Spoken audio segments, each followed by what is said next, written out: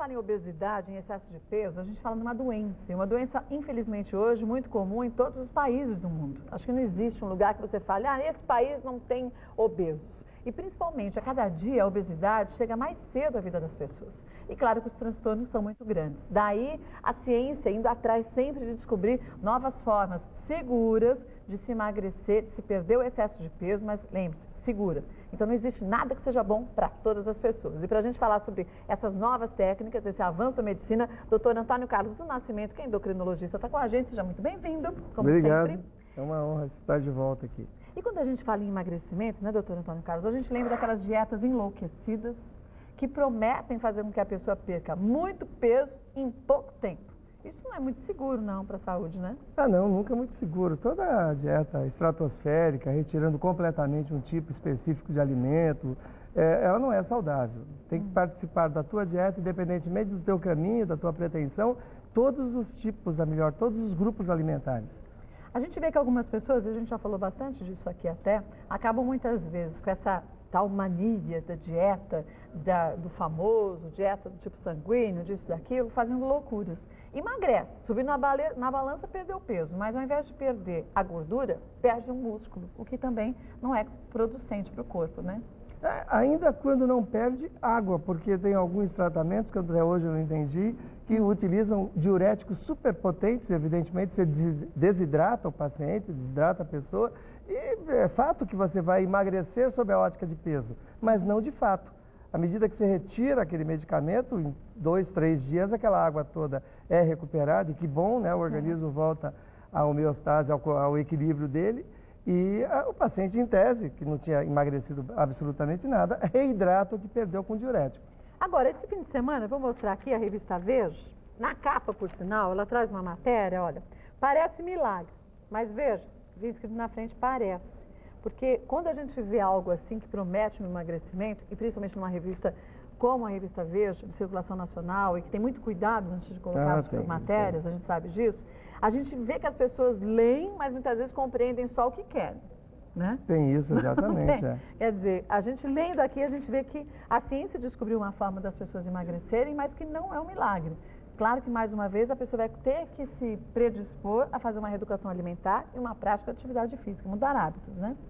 Sim, exatamente. Ainda que a revista tenha dado Parece Milagre, mas na verdade não é tão simples assim mesmo esse Parece Milagre, que na verdade são 5 meses, os estudos, não foi a Veja, nem tão poucos médicos que estão abordando esse assunto. Foram 5 meses, o laboratório que detém a substância protocolada e patenteada, fez 5 meses de tratamento, na verdade, no sense off-label da medicação, que a medicação foi criada para o diabético tipo 2. E para o diabético tipo 2, ela é simplesmente fabulosa. Mas ajudava a controlar o diabetes tipo 2 e ajudava esse diabético a emagrecer também? Ajuda o diabético tipo 2 sob a ótica metabólica, sobre todas as óticas do perfil metabólico, especialmente o glicêmico, especialmente o controle de açúcar. E nós fomos verificando através do tempo, e o próprio laboratório também através das observações, que esses pacientes emagreciam, às vezes de maneira muito importante. Sempre emagreciam e sempre de maneira importante. E assim, para o paciente diabético tipo 2, lembrando que o diabético tipo 1 não tem indicação, porque o diabético tipo 1 não tem população de células no pâncreas que fazem insulina, que nós chamamos de diabético tipo 1 ou diabetes infanto-juvenil, e ele vai direto para a insulina, normalmente do jovem. O diabetes tipo 2, que ocorre em 80% dos casos é o diabético tipo 2, ele ocorre no adulto, de regra acima dos 30 anos. E essa população tem célula pancreática para fazer insulina, mas não faz com competência. Tínhamos várias medicações no mercado, temos várias medicações que não são desprezíveis, mas que não têm, entre aspas, a inteligência dessa medicação. Essa medicação promove a capacitação do pâncreas para liberar a insulina só na presença da elevação da glicemia. Quer dizer, a substância é tão inteligente que ela consegue ver quando a pessoa está com uma glicemia muito alta, aí sim o pâncreas fabrica mais insulina, vai lá, combate e chega aos níveis normais. O pâncreas fica mais capacitado, fala-se inclusive em regeneração de células pancreáticas. Consegue se regenerar? Sim, os estudos demonstram, exatamente, eles demonstram que em parte é essa a ação da medicação. E pelo fato de só agir, ou melhor, do pâncreas ficar potencializado a fazer insulina, mas só fazer a insulina, no caso da presença do alimento, é o que torna a medicação super interessante. Nós chamamos de medicamento inteligente, até um adjetivo interessante para a droga, para a substância. Porém, à medida que foi se verificando isso, sabendo que não traz hipoglicemia na maioria das vezes, pensou-se, não fui eu, nem os colegas endocrinologistas, nem outros médicos, pensou-se em tentar utilizar essa medicação, já que emagrece o diabético tipo 2, no paciente não diabético, obeso ou com sobrepeso. Agora, se para quem tem diabetes tipo 2, a substância que é a liraglutida, Liraglutida, isso. ela consegue equilibrar o pâncreas de uma tal forma que ele só vai fabricar mais insulina quando houver a necessidade.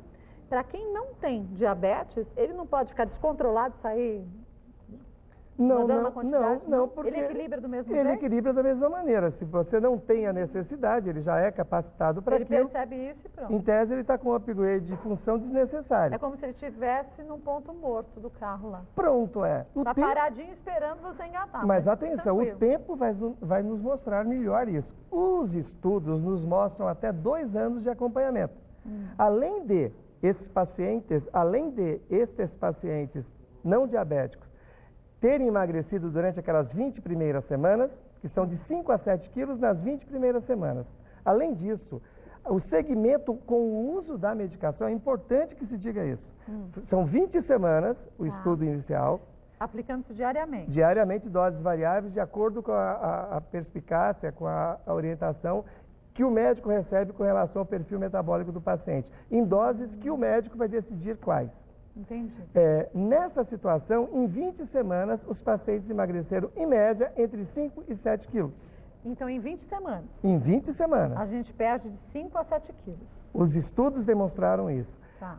A partir disso, o laboratório também, que deteve o estudo nesses 19 centros europeus, manteve o segmento por 2 anos, para verificar a segurança, pelo menos, nesses 2 anos, e a sustentabilidade ou não do peso perdido naquelas primeiras 20 semanas. Quer dizer, para perceber se depois dessas 20 semanas a pessoa recuperaria o peso perdido, anterior. né? Exatamente. Além de não ter recuperado, houve um enraizamento de aumentar em pelo menos 1 quilo a perda, a diminuição de peso, Perdeu mais um na quilo. sequência daqueles 24 meses. Mas aí porque essa pessoa teve a consciência de fazer uma reeducação alimentar e parar com o sedentarismo, no mínimo, né? O trabalho que foi publicado no Lancet em novembro do ano passado, uma revista de impacto, com muita credibilidade no meio médico, Impacto Máximo, uma das grandes revistas internacionais de medicina, demonstrou isso, demonstrou a questão da segurança, mas ele fala em orientação da dieta para diminuição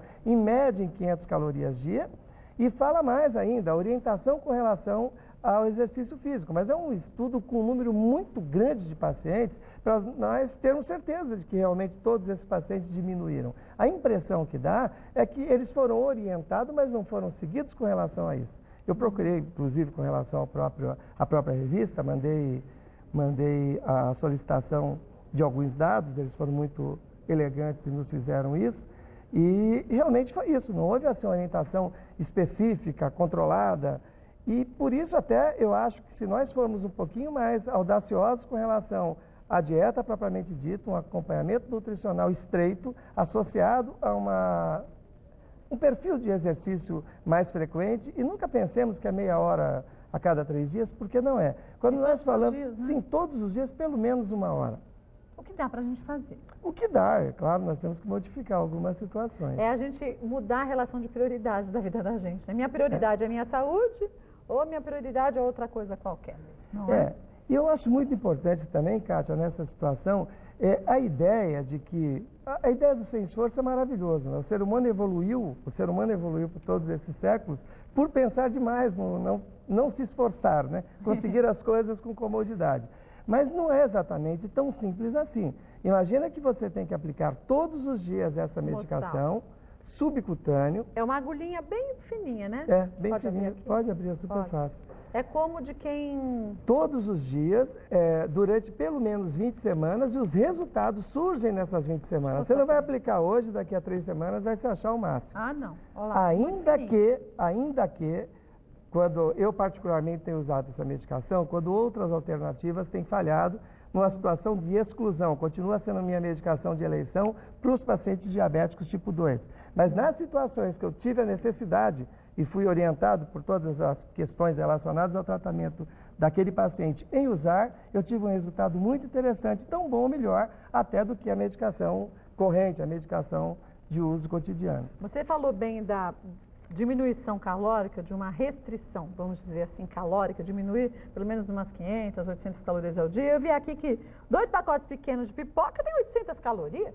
Ah, mas a pipoca é um dos alimentos assim mais calóricos por grama, porque é gordura, basicamente carboidrato e gordura. É, milhinho, mas aí você imagina. Aquela que adora uma pipoca. Eu também não vou no cinema, sem Não pipoca é? eu não vou no cinema. Olha, um prato de feijoada, 800 calorias.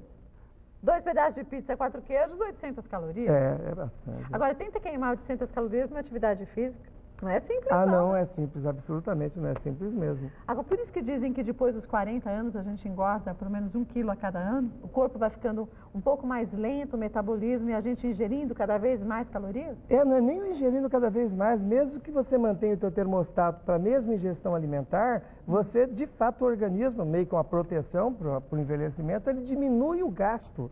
Ele fica mais econômico, fica mais sovino, isso é uma verdade. Se é a partir dos 40 anos, é um número mágico isso, né? Pode ser que para alguns seja 40, outros mais, outros menos. Muito importante, Kátia, a Anvisa fala muito em tirar, eu sei que eles estão bem intencionados, não vou... Mas eu acho que teríamos que rever vários aspectos. Primeiro, todos os países do mundo mantêm boa parte dos anorexígenos. Todos os países. A comunidade europeia... A intenção pode ser boa, mas o resultado vai ser caótico.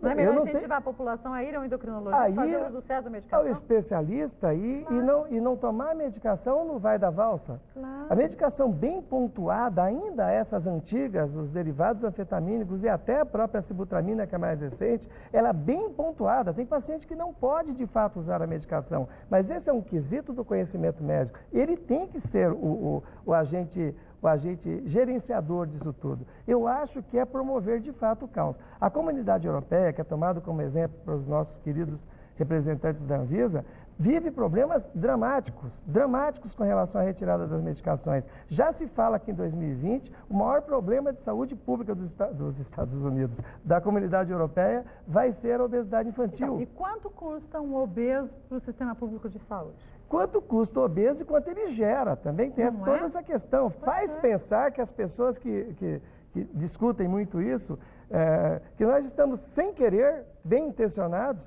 estamos só promovendo mesmo mais obesos, mais doença articular, mais diabéticos e mais também hipertensos. Isso para não falar de outras doenças correlacionadas. E o pior é que cada vez mais cedo, né? Hoje em dia, criança não tem problema de colesterol? Mas é claro que tem. É um absurdo. Criança de 12, 13 anos com um colesterol altíssimo. Se você for hoje às clínicas ortopédicas, onde os colegas têm que fazer as chamadas próteses, que seja de quadril, que seja de coluna, que seja de joelho, você vai verificar que 80% a 90% dessas pessoas estão obesas. É melhor nós encontrarmos um denominador comum. Não é simples assim, olha, vamos fazer mais exercício, comer menos, ter uma dieta mais saudável. Ótimo, esse é o protótipo. Mas nem sempre nós encontramos esse paciente nessa situação. É verdade. Ele estuda, ele vai para a escola, ele vai para o trabalho, ele volta, ele parou de fazer o exercício que fazia até os 18 anos. Eu acho, então, para deixar a situação assim bem clara, que vem com um arsenal terapêutico extremamente restrito, mas que não suprime a necessidade que mantenhamos essas medicações no mercado, e acho que a Anvisa está corretíssima quando controlar, de ser muito mais rigorosa com relação ao controle. A retirada não vai nos ajudar em nada, e pior, nós vamos transformar uma questão que é médica em uma questão policial, porque se nós médicos não prescrevemos, eu tenho certeza que por aí vai aparecer a medicação, porque ela existe em outros países, existe atravessando a fronteira. E aí, infelizmente, a gente perde o controle, aí sim perde o controle do que está sendo feito, quem está tomando a droga ou não, né? A substância. Passa a não ser mais oficializada, exatamente. Pois é. Agora, no caso aqui da liraglutida, quem pode fazer uso e quem não pode? Quais os problemas de saúde que a pessoa tendo, mesmo que ela tenha benefícios fantásticos, ela não vai poder usar? Tem 3 contraindicações formais. O diabético tipo 1, Não pode. Não pode, evidentemente. Crianças e gestantes até prova em contrário. Tá. Formais. Agora, tem as contraindicações clínicas. Por exemplo, nós temos uma situação que não